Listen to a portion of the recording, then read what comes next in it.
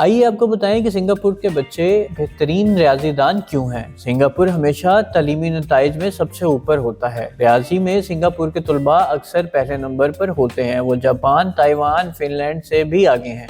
UK Singapore کے تعلیمی model کو متعارف کرانے کا منصوبہ بنا رہا ہے۔ اس جزیرے کی قوم کی تعلیمی کامیابی کا راز کیا ہے؟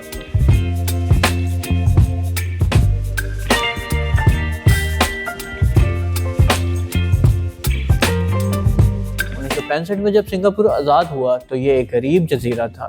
پھر یہاں کی حکومت نے تعلیم کو اولین ترجیحات میں شامل کیا۔ تمام طلباء تھوڑی سی فیس دے کر سرکاری اسکول میں داخلہ لیتے ہیں۔ سنگاپور باقاعدہ امتحانات پر مبنی سلسلہ بندی کا ایک نظام استعمال کرتا ہے۔ یہاں طلباء کو تعلیمی کارکردگی کے لحاظ سے مسلسل ترتیب دیا جاتا ہے۔ بہترین کارکردگی کا مظاہرہ کرنے والوں کو زیادہ چیلنجنگ نصاب ملتا ہے۔ یہ جونیئر اسکول میں ہی شروع ہو جاتا ہے۔ سب سے زیادہ سکور کرنے والے طلباء کو تیز اور مشکل پروگرام ملتا ہے۔ سب سے کم سکور کرنے والوں کو کم چیلنجنگ تعلیمی نصاب پڑھایا جاتا ہے۔ اس کی بجائے تکنیکی مہارتوں پر زیادہ زور دیا جاتا ہے۔ سنگاپور کا تعلیمی نظام انتہائی ترتیب پر مبنی ہوتا ہے۔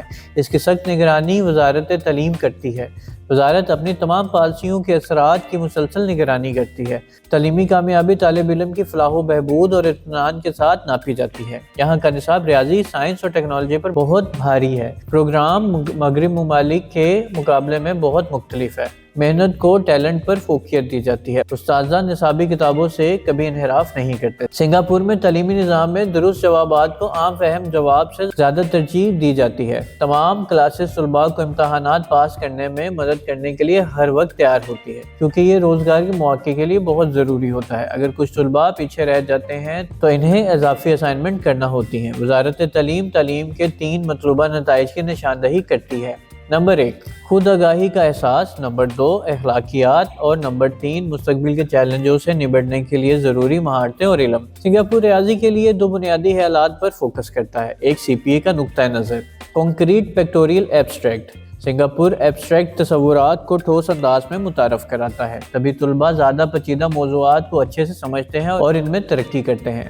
سنگاپور کے طریقہ کار کا ایک اور ستون مہارت کا تصور ہے۔ کلاس کے تمام طلباء مل کر آگے بڑھتے ہیں، کوئی بھی کبھی پیچھے نہیں رہتا۔ سنگاپور میں تعلیمی نظام درجہ بندی اور نظام ضبط پر مبنی ہے اور والدین اس کے بڑے پیمانے پر حمایت کرتے ہیں۔ سنگاپور عام طور پر ایک کنزرویٹو معاشرہ ہے، لیکن اساتذہ کی تربیت کا معیار بھی اہم ہے۔ گریجویشن کرنے والے طلباء میں سے صرف ٹاپ 5% ہی ٹیچنگ فیلڈ میں داخل ہونے کے اہل ہوتے ہیں۔ وہ نیشنل انسٹی ٹیوٹ آف ایجوکیشن کے ذریعے تربیت یافتہ ہوتے ہیں۔ اوسطاً استاذہ ہر سال 100 گھنٹے تعلیم حاصل کرتے ہیں۔ ان کی کارکردگی کا جائزہ بڑے سخت اصولوں کی پیروی کرتے ہوئے لیا جاتا ہے۔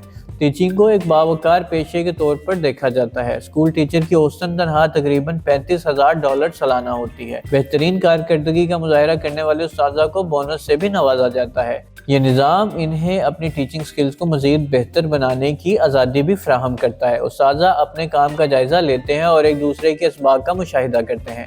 ایک کامیاب استاد کو انتظامیہ کی ذمہ داریاں نبھانے کی طرف نہیں دھکیلا جاتا۔ اچھے اساتذہ کے لیے کوئی انتظامی کام نہیں ہوتا، ان کا کام نصاب کو پڑھانا اور بہتر بنانا ہے۔ اس سب کا مطلب یہ نہیں کہ ان کا تعلیمی نظام بے عیب ہے۔ سنگاپور کے تعلیمی نظام کو سخت رولز کی وجہ سے تنقید کا نشانہ بھی بنایا گیا ہے۔ ذہنی تناؤ کو کم کرنے کے لیے کچھ پرائمری اسکولوں کے امتحانات کو ختم کر دیا گیا ہے۔ 2005 میں ملک نے ایک نئی حکمت عملی نافذ کی۔ اسے یہ ٹیچ لیس لرن مور کہتے ہیں۔ اس نے طلباء کے نتائج کی کھلی فہرست پر پابندی عائد کر دی۔ نئے اصولوں کے مطابق تمام اسکولوں کو سافٹ اسکل سکھانے کی ضرورت ہے۔ ان میں تخلیقی صلاحیتیں، مسائل کا حل اور انوویشن شامل ہیں۔